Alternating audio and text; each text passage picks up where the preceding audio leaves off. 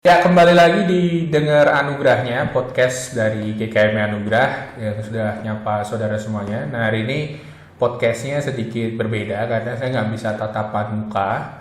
Jadi saya harus via Zoom sama seseorang yang akan membantu kita untuk dapatin gambaran tentang teman-teman remaja yang sedang belajar di rumah dan mungkin bagaimana cara menghadapinya. Karena teman saya ini adalah seorang guru.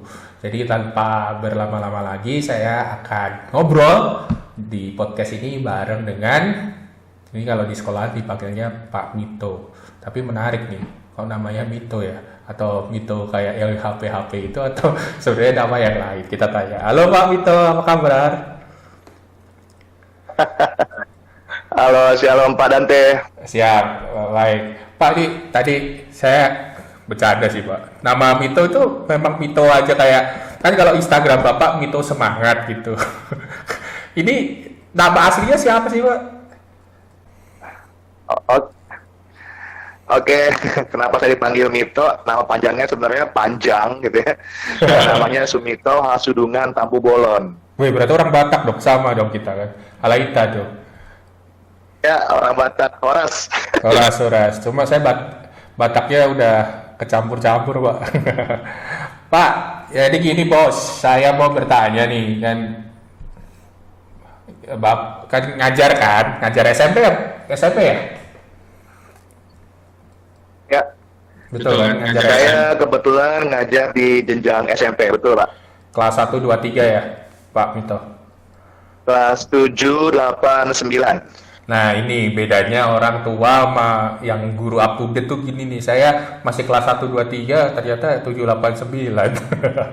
Oke. Iya Pak, dilanjutin dari kelas 6 ya. Ya betul, betul, betul. Nah ini gini nih. Kan banyak banget saya ngobrol sama teman-teman teens gitu. Semua alasannya mereka itu sama. Susah nggak sih sekolah apa namanya belajar di rumah online? Jawaban mereka adalah online-nya nggak susah, malah lebih enak. Bangun bisa bisa istilahnya bajunya kadang ada yang terserah, kadang ada yang disuruh minta pakai seragam beda-beda. Tapi mereka ngeluhinnya soal tugas yang banyak banget. Nah ini saya mau cross check nih. Kira-kira emang tugasnya sebanyak itu ya Pak sampai mereka ngeluh-ngeluh kayak gitu itu. Emang sih beda sekolah beda, tapi maksudnya saya pengen dapat perspektif dari Bapak dia sebagai guru. Emang tugasnya emang banyak Pak? Oke, jadi sebelum kita ngomongin tugas, Ya. Yeah. saya pengen ngasih penjelasan pengantar terlebih dahulu. Eh, Home learning itu kan pengalaman baru ya buat kita. Makna kita itu kan baik pihak sekolah maupun pihak siswa dan sekaligus juga buat orang tua gitu ya. Betul, tepat. Nah, oleh karena itu, waktu home learning yang pertama, yang kedua, kami juga masih terus belajar, masih terus menggodok gitu ya. Karena ini adalah pengalaman baru buat kita, tadi yang seperti saya dijelaskan tadi. Akhirnya semua berjalan kurang lebih 3 atau 4 bulan ya, full untuk home learning ini. Nah, jadi setelah kita memasuki minggu pertama, minggu kedua, itu kita memang agak riweuh gitu ya. Riweuh tanda kutip, kita mesti ngapain nih? Guru mesti ngasih materi apa nih via materi sih sudah ada, tapi mungkin via online yang harus kita gunakan itu apa gitu ya. Akhirnya kita menggunakan beberapa media-media gitu ya, baik Google Classroom dan sebagainya. Nah, untuk menjawab tadi Pak Dante dan juga rekan-rekan muda bahwa kebanyakan tugas kalau di sekolah kami waktu home learning itu tidak menggunakan jadwal pada biasanya, Pak Dante. Jadi beda ya, kayak jadwal sekolahan biasa beda ya? Jadi kita hanya menggunakan selama home learning ini menggunakan, ya beda. Kita menggunakan jadwal khusus gitu ya, yang satu harinya itu 1-2 mata pelajaran di minggu pertama dan kedua. Nah itu, jadi di minggu ketiga keempat ditambahin lagi satu pelajaran. Jadi cuman 3 pelajaran dalam satu hari tersebut. Oh, lumayan ya. Ya, mungkin bagi rekan-rekan, saya suka manggilnya rekan-rekan ya di jenjang SMP. Siap. Kelas 7, 8, 9. Mungkin karena siswanya juga kurang memanage gitu ya, waktu yang sudah ada diberikan gitu ya. Karena kan setiap guru juga memberikan tugas tidak langsung pada waktu itu juga untuk dikumpulkan gitu ya, karena kita juga kan mengerti dengan keadaan yang saat ini. Jadi sekolah kami juga benar-benar mengerti dalam keadaan yang seperti ini, sehingga range waktu itu mungkin dihargai lah gitu lah untuk para siswa-siswi kami, seperti itu. Tepat. Saya juga dengar itu sih, waktu cross check lagi apa teman-teman tim sini, emang ternyata malamnya mereka kebanyakan begadang nonton Instagram, nonton Netflix. Jadi memang mereka sendiri kadang ada bahayanya, jadwalnya tidak tidak tentu besok bangun gimana, jadi kadang agak ngisi juga. Cuma memang dipahami sih, waktu-waktu remaja kan kadang kita juga gabutnya banyak dan lain sebagainya. Oke, berarti tadi saya menarik nih, berarti sekolah sendiri menyesuaikan ya Pak ya dengan keadaan ini dan memahami bahwa ini keadaan yang luar biasa sehingga banyak berinovasi. Terus kalau mencoba dong untuk membuat siswa-siswinya enjoy gitu Pak, bener nggak? Ya. Gimana tuh kalau boleh share? Ya, bukti bahwa kami peduli dengan keadaan yang seperti ini adalah tadi yang sebagai contoh yang konkret yang sudah kami lakukan. Kami tidak menggunakan jadwal yang pada umumnya, betul. Yang satu hari itu 9 jam dalam per hari. Betul. Tapi kami benar-benar memadatkan sampai pukul 1 siang sudah selesai. Nah, untuk menjawab pertanyaan tadi dari Mas Bro, gitu ya. Saya panggil Mas Bro aja ya, karena kita sama-sama muda nih. Mudah-mudahan. Oke.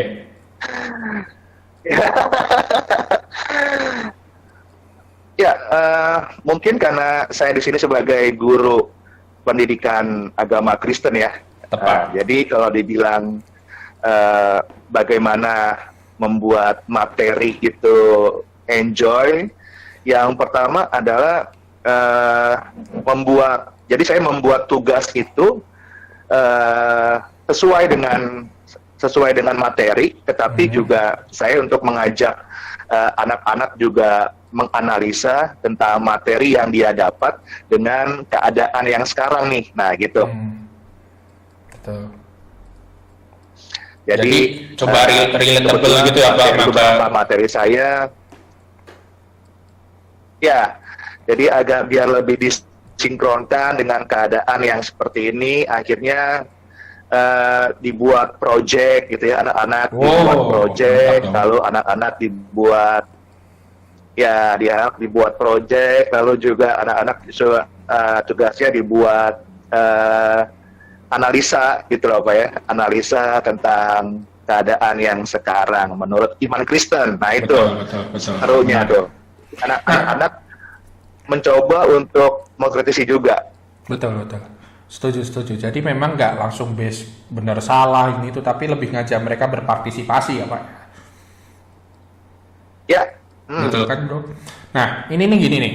Ini kan kadang nih teman-teman remaja ini kalau udah ngomong mager, udah ngomong capek atau apa gitu, orang tua tuh kadang jadi marah tuh, kayak gini, kamu tuh udah disekolahin istilahnya gitu, apa gitu. Sebenarnya kan masalah komunikasi nih.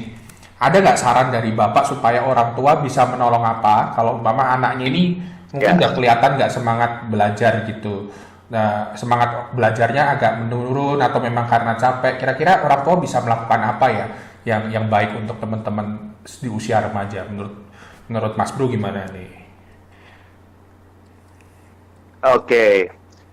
Eh, eh, Sekali lagi bahwa saya ingin menerangkan bahwa pengalaman ini adalah pengalaman yang pertama buat kita. Betul. Gitu ya. Jadi ya kalau riwah-riwah itu ya wajar lah gitu ya. Tepat. Lalu juga banyak-banyak masukan-masukan dari orang tua yang mungkin belum siap gitu ya, anak-anaknya di rumah lalu dibimbing, lalu diperhatikan, lalu diajarin gitu ya.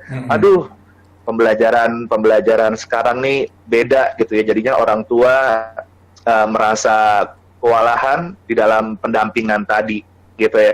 Tepat. Jadi kembali lagi sih kepada siswa-siswi gitu ya, siswa-siswi kita, ataupun memberikan motivasi kembali bahwa home learning ini juga kan keadaan yang membuatnya gitu ya. Jadi kita memberikan penjelasan yang sesederhana mungkin kepada siswa-siswi kita dan harus semangat gitu ya Pak. Nah kebetulan juga saya sebagai wali kelas gitu ya. Menarik. Saya juga sebagai wali kelas, jadi peran saya itu setiap pagi itu Pak, kita ada renungan pagi. Wah, mantap gitu dong. Ya. Mantap. Kita ada renungan pagi yang kami laksanakan setiap pukul 7:30 sebelum kita mulai home learning. Kita kan jam 8.15. Oke. Jadi jam setengah 8 kita ada saat teduh bersama di Google Meet, lalu didampingi wali kelas dan juga didampingi 2-3 orang Bapak Ibu guru di dalam perkelasnya, gitu Menarik. Nah, jadi pergumulan saya waktu term yang pertama, kedua, ketiga itu tuh anak-anak pada belum bangun gitu ya. Mungkin tadi alasannya mungkin ada yang bangun siang, malamnya main game gitu ya dan sebagainya. Akhirnya saya sebagai wali kelas menghubungi gitu loh, Pak, menghubungi mereka setiap paginya, gitu ya. Wow, luar biasa. Menghubungi jika mereka belum join di Google Meet, saya akan menghubungi anak-anaknya. Kalau anaknya emang nggak bisa, saya berusaha kepada menghubungi orang tua, gitu ya, supaya bisa bersinergi gitu ya, Pak. Karena kan guru dan orang tua murid ini emang dalam keadaan yang seperti ini harus benar-benar bersinergi dengan baik gitu ya. Kalau nggak antara orang tua dan guru nggak bersinergi dengan baik, ya nanti ini kembali lagi anaknya jadi merasa udahlah bodo amat, nah gitu. Akhirnya kembali lagi kepada saat teduh. Puji Tuhan dari 30 siswa anak wali saya yang hadir 27, 28, yang duanya mungkin belum. Kuotanya habis, Pak. Kuotanya habis. Kuotanya habis.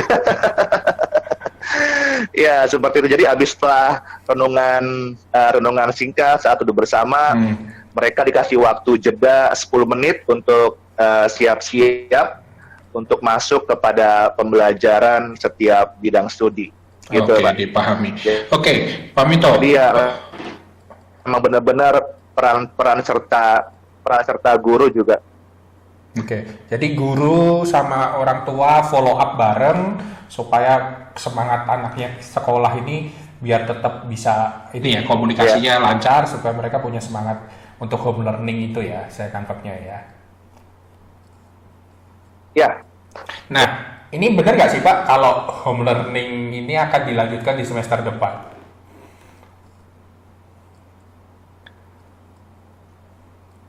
Ya, oke. Sesuai dengan keputusan gitu ya bahwa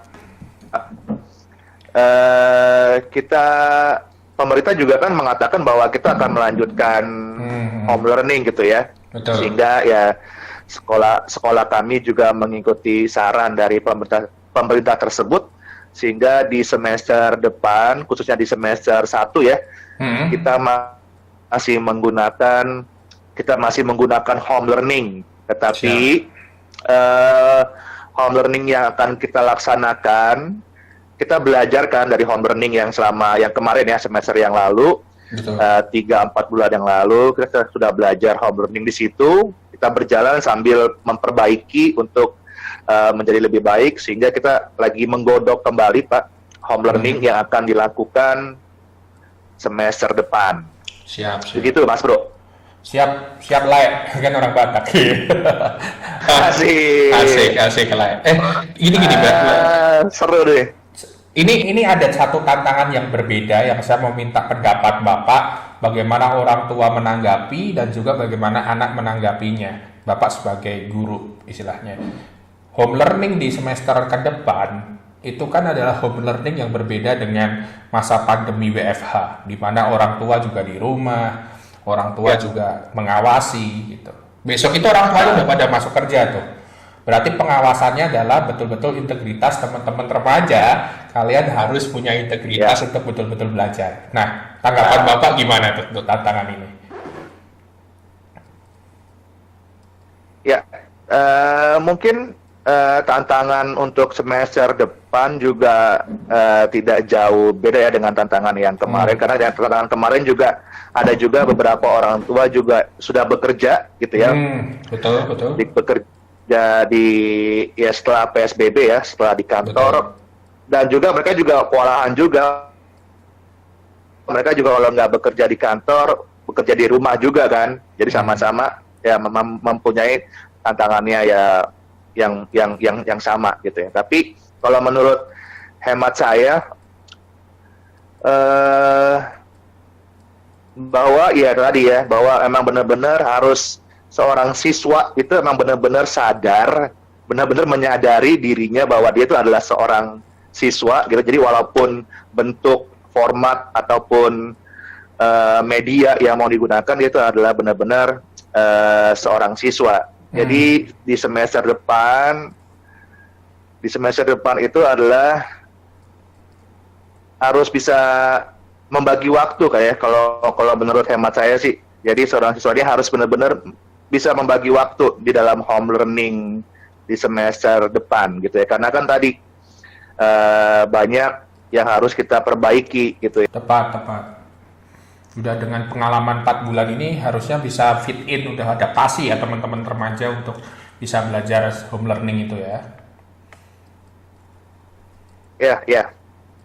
Wah, thank you banget loh Pak. Saya udah boleh tanya-tanya dan Bapak ngasih pandangannya. Semoga ini nanti buat teman-teman remaja bisa terjawab gitu, bahwa tugas yang banyak itu sebenarnya udah dikasih waktu buat sekolahan kalian. Jadi teman-teman juga bisa mulai adaptasi dan mengatur waktu yang baik. Sekali lagi, pengaturan waktu yang baik ini penting, adalah bagian tanggung jawab kita sebagai siswa, dan juga orang tua bisa follow up, kerjasama juga dengan guru yang ada di sekolahan. Wah, luar biasa kali. Pak, saya terakhir nih, sebelum nutup gini. Inilah, saya pengen dengar dari Bapak. Tadi sebelum Oke. Gimana Pak? Oke. Ya, maksudnya sebelum tutup juga ya, saya mau mengasih sesuatu bahwa sekolah yang saya ajar ini juga sangat concern gitu ya, karena sangat concern untuk keadaan-keadaan yang seperti ini, sehingga banyak webinar yang kami laksanakan, yang kami lakukan, baik kepada orang tua gitu ya, baik kepada orang tua diberikan pengarahan, diberikan mediasi gitu ya, supaya tadi orang tua yang merasa kebingungan, saya mesti gimana nih Pak, Bu,